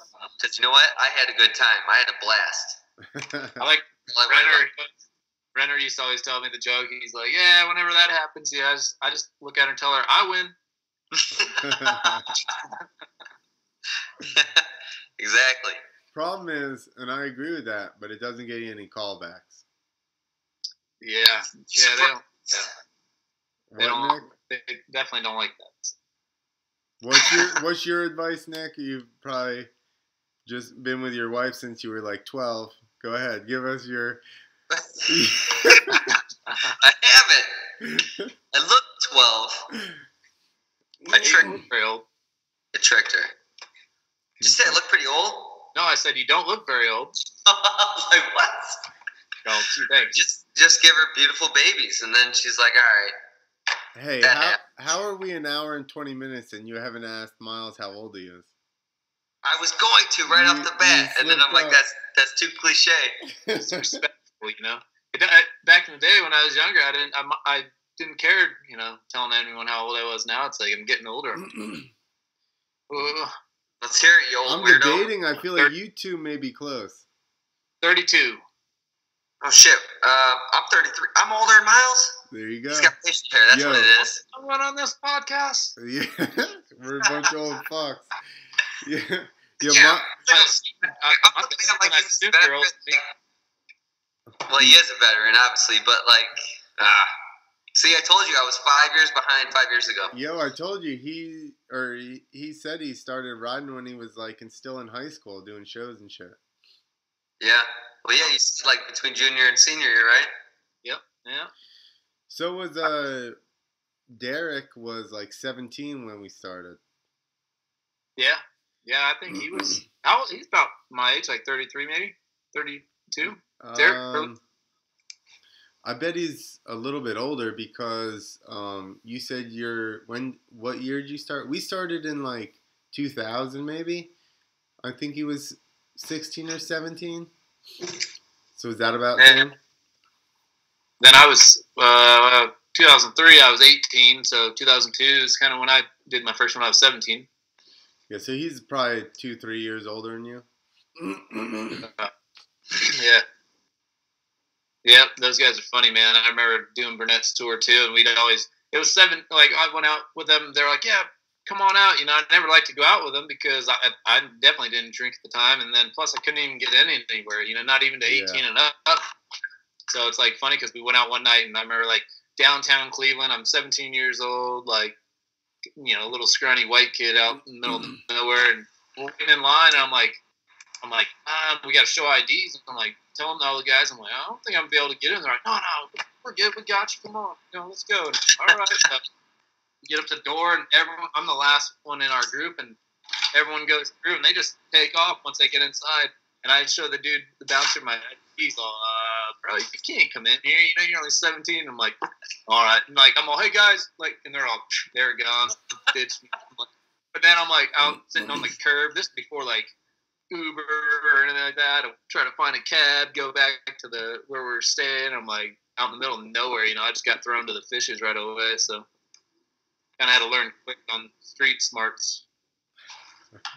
We used to make people we'd just be like, listen, you're not coming out, or we'd make them sleep in the truck and then drive us back. There you go. Yeah, hey, no, you can come out, man. Oh, you can't get in? Well, here's the keys to the truck. Yo, we didn't even tell them that shit. So, like, sometimes they just wander around or whatever. Some people would just sleep in the truck. But or they'd stay at the hotel and we'd be like, yo, you're going to come and pick us up when we call you. So we'd call them at, like, friggin' 2:30 in the morning. Like, hey, come back and pick us up. We're ready. That's the way to do it. I drove one time. We all did like an after party, but we were actually in Australia, and for Krusty Deems the Dirt Tour. I think it was back in 2008 or something like that. It was a long time, but we go out to this after party, and I didn't have anything to drink or nothing like that, and so they're like, "Hey, you mind driving back?" And I'm like, "All right, but you're on the opposite side of the road, steering wheel on the opposite side." And I ended up running like a stop sign. It doesn't even look like our stop signs. And they're like, "Dude, mate, you just ran through a stop sign." I'm like, "I did? I don't know, that's the thing." I'm like, they're like, "Man, we should have just had one of our buddies drive, who's been drinking all night. Would have done better than what I did." So, it's like a whole different deal over there. Were you on the Krusty tour with John Gutier? John, who, is that, the quad John, right? I'm talking about John Getter. You say it? Yeah, I was like, Gutier. I think I know we that. like to pronounce his last name. We like to. Don't try to church it up, son. Don't you mean joke? That's right. I did it. Yeah, quite a few. Like the winter tour, we did like January, February over in London and in England and stuff like that. So yeah, I haven't seen him in forever. I saw Derek not too long ago, but it's been a while, I guess now. But I think it was that Nitro Circus show in Minneapolis when I saw him with that band, Escape the Fate. But I love the fact that they just do their own stuff, but they're still like gnarly as fuck and flip and shit and throw like big ass tricks, and they're like, we're just not gonna do any of your stuff. We just plan a couple of shows ourselves. Yeah, they're like go farming and then they go ride quads. Not too bad of a gig. Yeah, no, and have you seen their riding setup? It's cool as shit. Yeah, I don't know if I have seen it. Check out their like Instagrams or whatever. They'll post like either videos of them riding or like a GoPro video from their point of view. And I'm like, they got like a full on half freestyle, half FMX, or half freestyle, half supercross, like quad track going on. But it's like everything's big as fuck. Really? Yeah, I'm like, most dudes on dirt bikes wouldn't jump fucking any of this. That's on quad, I mean, we like to give them shit where we can, but I give them respect for jumping stuff like that on a quad. Well, that's what I told them. I'm like, it's misplaced, the quad hate. Because listen, I had tracks in the woods, and the 4x4 quads would go there and drive up the faces of the jump and fucking put big ruts in them and roll over the tops, and their frames would kill the tops. And that's why you made fun of quads. But these dudes are jumping fucking 75 feet, like, off of gnarly shit. I don't know. I don't think we can talk shit to them. We can't. But we're going to. Like, they have style too. Like, they look good when they're riding. It's crazy. The reason with quads too is like I used to go out to the local tracks like down the road from my house here, and it's like they would have quads allowed, one day per week, and they would come and it would ruin the whole flow of the track, So it's like, God damn, here comes that quad again. So the worst is when you're going around the track and then they pass your ass. Yeah. Fuck. You can't take them out because they'll run you over. Yo, you're going to hit their wheel and get eaten up for sure. You're not taking them out. Sure, yeah. I remember like 10 years ago, you said like not all quad riders are dorks, but all dorks are attracted to quads or something like that. All dorks ride quads. Like a Blake Shipman video. And it was fucking cool, but he broke it down. Did he just shut him down? That was it? You said that. Oh, I did? You, yeah. Oh, sick. I need to quote Like, myself. before you said that, but What? it was profound. Dude, I can't believe how profound I am, and I don't even remember. It's the middle of the day at Dan's house. Man, I'm gonna have to fucking make that a meme. That is a good line. You're under the bus. I didn't know how that would offend your wheeler buddies. It's fine. They obviously listen. Those dudes are cool as fuck. So they're. Dude, remember when Goudier said wheelers? And we lost our shit. Yeah, I that do. Was hilarious. He called them wheelers, flipping a wheeler, and I was. Dude, we were like, wheeler. What? Clint's like, didn't you just say fucking wheelers? Just lost it. I don't know if that was like a quad thing or a Minnesota thing. The world may never know. Yeah. What I heard you and Biden kind of saying something about Hartman. What's he up to? He, as far as I know, and I talked to him actually when Paul Smith died. He texted me, and he apparently is going to school for like his second degree or something, and owns a landscaping business. I didn't get. We just went back and forth on text. He kind of like. I'm not sure that he associates with many freestyle people at all. I don't really know. Most people don't like me, so I don't talk to everybody. So that may be why I don't know that. But why don't they like you? I don't know. That's a good question. You have the podcast with all the contacts. We're fucked if you don't. We're fucked. We're fucked. It's my the people I know is running down. We're running out of people. You guys want me to step in? Clint, you can step away. Me and Nick, we got this, man. I'll take this. Like you.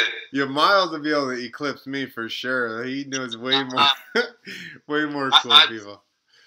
I mean, it'd be. I was thinking too. Like, there's so many podcasts out there nowadays, and how easy they are to kind of get going. But obviously, the hard part is to convince people to listen to it. So it's like, you know. But I've always wanted to kind of do something like that. But I'd run out of things to say. I feel like Myles is trying to steal my job. I guess that's why you have to try to bring in new guests and stuff like that. It's always nice to talk to, especially all the old freestyle guys. Those are about as crazy I can get. But yeah, I was thinking starting my own and trying to do like interviews with like the people that I, obviously work for and drive around, like whatever bands or artists or something like that. But it would be all over the map. But the only problem is I wouldn't know what to say to them, sort of thing, because I really don't know much about music or what they're into. So you should do it, dude. Just run the camera. They'll say something. Half of those. Think about it. Seriously, half of those people love that they're getting any kind of press or attention or anything. So you probably wouldn't even need to talk that much. They would just go on about their live stories. That's true. There was actually, like, the last tour, Dancing with the Stars. That would have been fun because, I mean, they're actually, like, I didn't realize how big of a deal, like, all those people were, are, I should say. Like, I mean, they're full-blown celebrities, the professional dancers. But that would have been kind of fun just to get their – I mean, that's the thing, though, is I would have to come up with some good, somewhat questions, so at least then they could take over for a while. Yeah. There has to be some cheesy pun of, like, Myles doing Myles or something while you're driving. Oh yeah, it's talking about fucking driving and people talking. I get. That's the number. Like, it's the funniest thing. Everyone, at least every single tour, at least one person's like, "I'll introduce myself." Oh, yeah, how's it going? They're like, "Well, yeah, Myles," and they're like, "Myles? Oh, that's a good name for a driver," or like that. I'm like, well, it was funny the first time, but I heard it quite a few times now. Yeah, that's like when people try to call me Clit. I'm like, listen. That almost offended me in 8th grade. We're so far past it. That is too funny. I didn't even picture that. But now I'm going to start calling you that if I see you in real life. That's fine. Well, you're going to because you go to New York all the time. That's true. Next time I see you, I'll be like, call you Clit. My one friend... I'm just going to ask Clit, what's the mystery now? What's the mystery? About the Clit? Yeah. You gotta pay attention to me. Just fill me in, man. You just gotta pay attention to me. I am the clique commander. There you go. My one friend, remember Biggie came out that song and it was notorious, and my one friend in school would be like clitorious. What is this, like 95? Yeah, fucking A. No, I was 15. That was bad times. Bad times. I feel like if people are pumped if they're like, man, I really want to go back to high school, you're doing something wrong. Nah, fuck that, dude. High school is the worst. I would have probably milked my writing situation a lot, more in high school than I did. Like, I was so shy anyways in high school, but it was just funny because I got voted my senior year most likely to succeed my senior year. And so it's just funny just because everyone knew I was doing the IFMAs my senior year. So it's funny, I had my mom go down. I asked her, Troy Kuzma from IFMA, he hit me up, asked if I want to do it, but I'm like, well, I got school, the events are Friday, Saturday, and you got to fly out Thursday. And so they were like, well, we'd love to have you if you want to make it happen. So I talked to my mom, and they're like, yeah, you can do it. Just you got to keep your grades up, stuff like that. So that she went in and talked to all my teachers, and they were pumped. Like, a lot of them were pumped. I had one teacher that was a pain in the ass, but she ended up getting over it. But yeah, so all the kids knew you were doing IFMAs? What's that? Everybody knew you were doing IFMAs? You live in California, Nick. Well, in school, I don't fucking know. No one knew exactly what the events were. Like, no one probably knew IFMAs, what it meant or what it was, but they knew that I was doing contests every weekend during the winter tour there.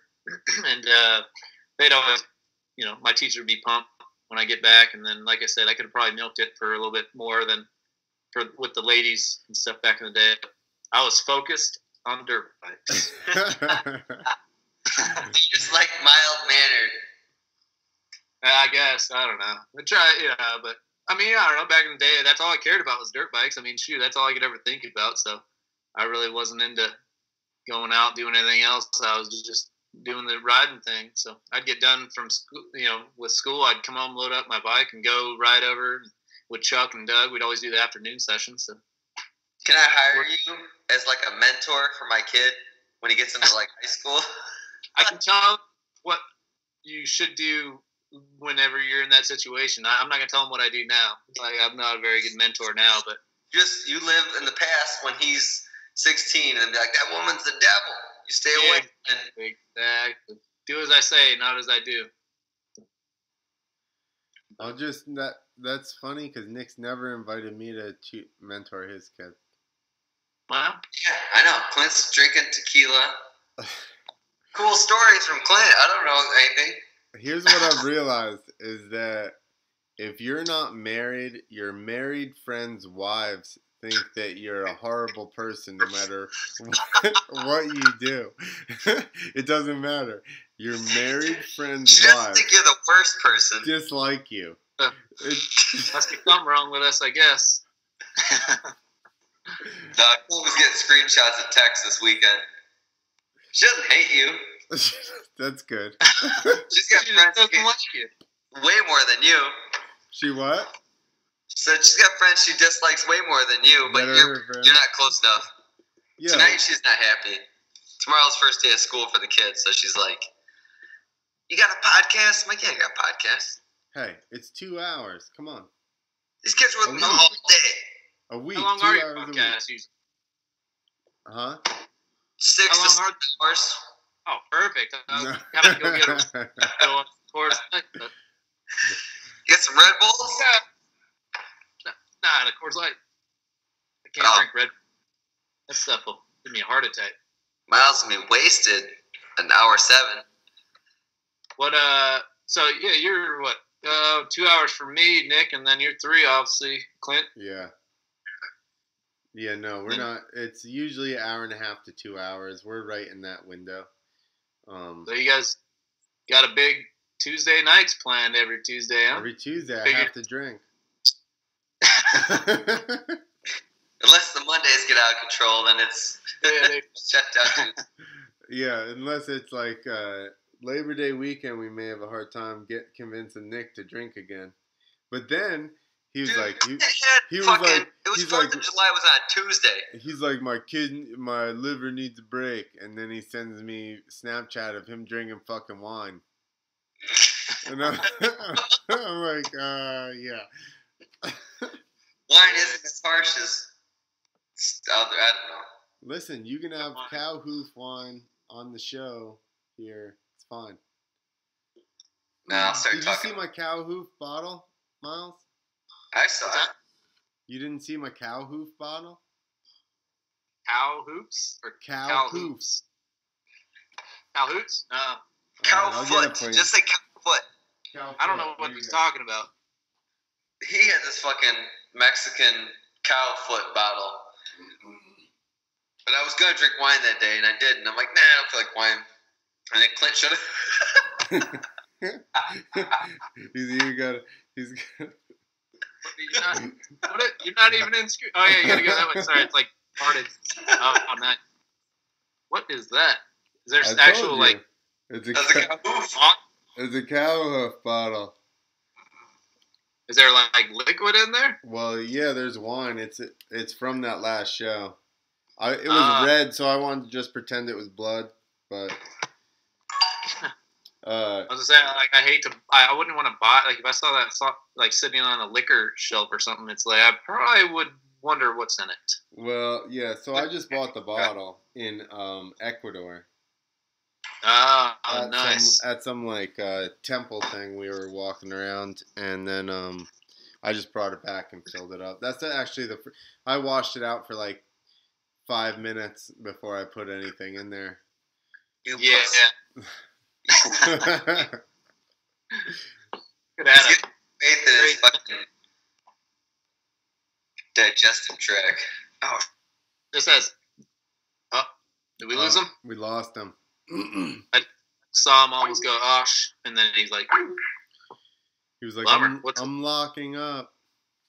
Oh, Blummer. I did an event for Red Bull a long time ago, Central America. And this kind of has nothing to do with your bottle story, but I don't know. But they gave us for showing up. As soon as I showed up, that's like Red Bull always like took care of everyone. Like I wasn't even really an official athlete. I just did a lot of events for them. But they always hooked me up with Red Bull, and then like all the events was like top notch. You know, the X Fighters and stuff like that. And so they would like I showed up to my hotel, and there's literally a bottle of whiskey, I guess. Yeah, nice, like, dark whiskey, but made in Central America. There's Guatemala whiskey or something like that, but it was cool, like, and that, by far, it was probably the best whiskey. I'm not even a whiskey guy, but it was you could drink it straight. It was pretty cool. So, I mean, it was obviously good stuff, but it was kind of a cool little, I still have the bottle somewhere, I think, but not full. It's empty now. Yeah. Yeah, I mechanicked for Javier at a handful of X Fighters, and yeah, same thing. You get your own room, and I'm not even a rider. I'm not even an athlete at the event. I'm just dude's mechanic. Yeah. And I get my own room. Same thing. You show up. The package, I've seen his like gift package or whatever, and I'll get like a couple of Red Bulls or whatever. But it's still nobody else fucking does any of that shit. You don't go into your room and have, you know, a pack of Red Bulls, and then they got the girls in the lobby that can translate and speak all the languages of the riders and get your shuttle wherever or taxi. So yeah, for sure, I agree. They're a super cool company to work with for sure. Yeah, well, yeah. I did one of their X Fighters. I guess it was for an X Fighters event, but it was in Warsaw, Poland, and I took one of my buddies with me, and it was cool. They paid for his ticket over there. You know, obviously my ticket, his ticket. And we flew over there, and then they put us, up in a room, whatever. And I mean, it's just like I said, like they take care of you. So there's no complaints when you're ever doing those ones. You wanted to get invited to do their events. Yeah. So plus, then obviously they paid good, for events, stuff like that. It wasn't a big deal to worry about spending all your money. Like I actually talked to Bamberg, he just went for X Games this year for best whip, so it wasn't like a huge deal. But he's I don't know what he said it wasn't much to get paid, so he just went and made because he had you have to take care of your own travel, your own hotels, whatever, and he ended up just driving to Minneapolis and he kind of made a trip out of it, which was cool, sort of thing. Like it's more like a vacation, a partially paid vacation, So. Right. But that's why it's like kind of bummer to see like there's not too many events nowadays, for a lot of the guys, like just shows. But I mean, besides the only ones I know about are X Games, and X Fighters, right? Yeah, and Nitro Circus. And Nitro, that's right. Yeah. And I don't know the deal. I'm sure that they probably don't get show up money. I'm sure it's probably all purse and contingency with their sponsors or whatever. So I'm sure it's probably similar. But, well, yeah, with Nitro, they probably. I would assume they get paid per show, sort of thing, no matter what. Well, I mean the World Games or whatever. Oh, yeah, exactly. For sure, Nitro Circus, obviously, they get, paid per show and all that. Yep. So that one, yeah, the shows for sure. But, I mean, as far as big things, I guess the shows are considered big, but, it's not like contest big. Like X Fighters had a whole series, and then there was X Games, and then there was Gravity Games. Well, yeah, I think all three of those were going at one point. Although X Fighters may not have been a series yet. Yeah, I think. Yeah, I'm not too sure about that when they first started. Did you ever do? You didn't do Gravity Games or anything, did you? Yeah, I did it. It was the craziest year ever that I did it because we ended up, I can't remember the year I did it. I think I want to say like 2005 or something, or maybe 2004, but it was like downtown Cleveland, insanely windy, and so they have a windmill downtown Cleveland. Like that should be their first, maybe don't flag. put a freestyle motocross event down here. And so then they do that, and so we're just delayed, like practice. Barely any of us got practicing because it's just so windy.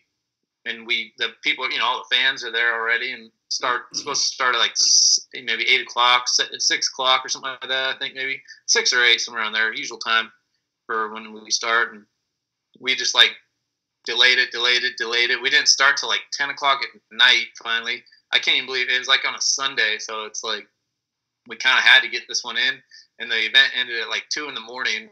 Wow. It was insane. Like I just remember it being so late, and I felt bad for all the people there watching us that actually stayed the whole time because, it's a Sunday night. Like if I had work the next morning, I'd be like, I got to go to work. I got to get to bed. So, but yeah, I did it just that. I think it was just 1 year. I might have done it twice. I can't remember if it was I guess it was Gravity Games. They did another one. They did it at Camp Woodward in Pennsylvania, out in the middle of nowhere with all the Amish people. But yeah, they like that was a weird one because like it was no crowd or nothing. It was just What happened? Like, something got canceled and then they went there or something like. Dang, I don't even know. I can't even tell you. It's been so long ago. That was kind of the signaling of the end. When they're like out in a field in the middle of trees and there's not even any crowd or anything, you're like, fuck. Yeah, I mean, like at that point, how do they expect to make the money? Any money doing it? I guess. I mean, there's no TV. I don't think they might have had a TV deal with. I remember seeing some footage from it, but it was like not very good coverage because it was minimal for something like Gravity Games. It was minimal. So. All right. Well, we did an hour and 48. Cool. So Nick said that his shit shut out. It cut out on him. He's done. Yeah. Well, tell him to get that stuff figured out. I think I've seen that happen last week with Biting or something, right? Yeah, he's in the middle of nowhere, in the Yeah. noise. You know, I guess you got your pros and cons out there. You just can't do a live video feed. Hey, don't tell us what to do.